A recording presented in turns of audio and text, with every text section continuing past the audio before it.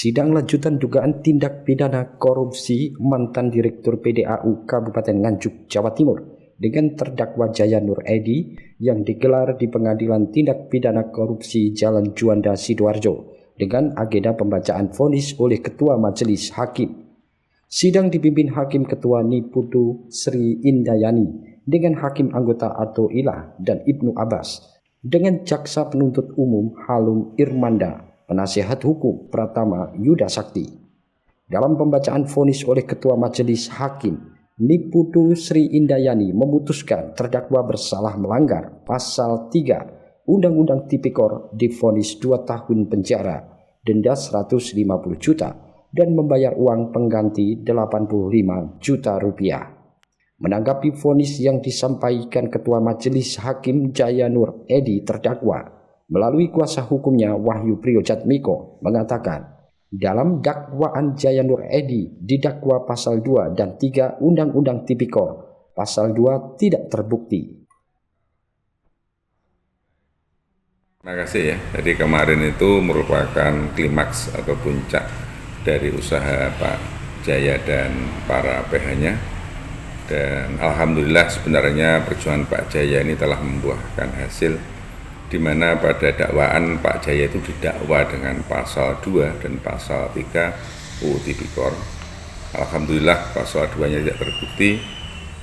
Akhirnya Pak Jaya dituntut dengan pasal 3 UU Tipikor dengan tuntutan 5 tahun penjara, denda 150 juta, dan uang pengganti sebesar 1 miliar 67 juta. Kalau dari hasil vonis kemarin Pak, itu divonis 2 tahun penjara, denda 150 dan juga uang penggantinya 85 juta. Artinya uang penggantinya turun dari 1 miliar 67 menjadi 85. Bagaimana pendapatnya Pak?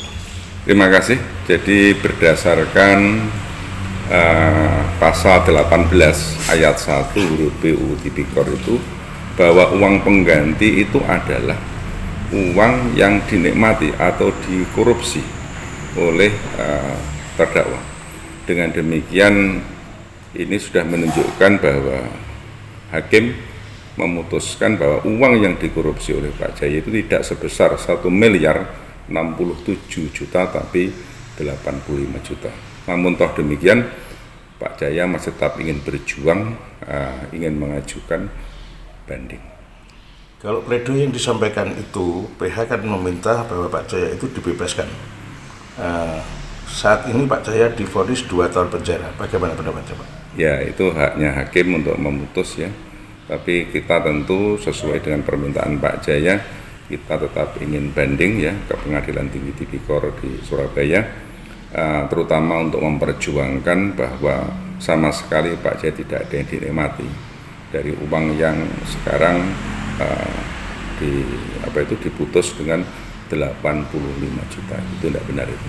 Rencana banding akan dilayangkan kapan Pak?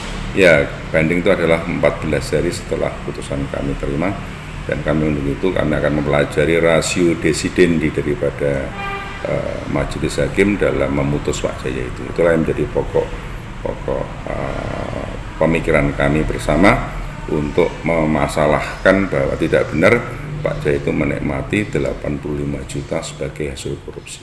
Persiapan-persiapan yang sudah disiapkan Pak untuk banding sendiri? Ya, otomatis kita akan memeriksa ulang kesaksian, fakta-fakta persidangan, dan informasi-informasi lain yang relevan dengan persoalan terkait. Sementara Apriandi Miradian JPU dihubungi melalui ponselnya menyatakan pikir-pikir atas putusan majelis hakim. Dari Nganjuk, Haryadi Suwandito, Garda TV.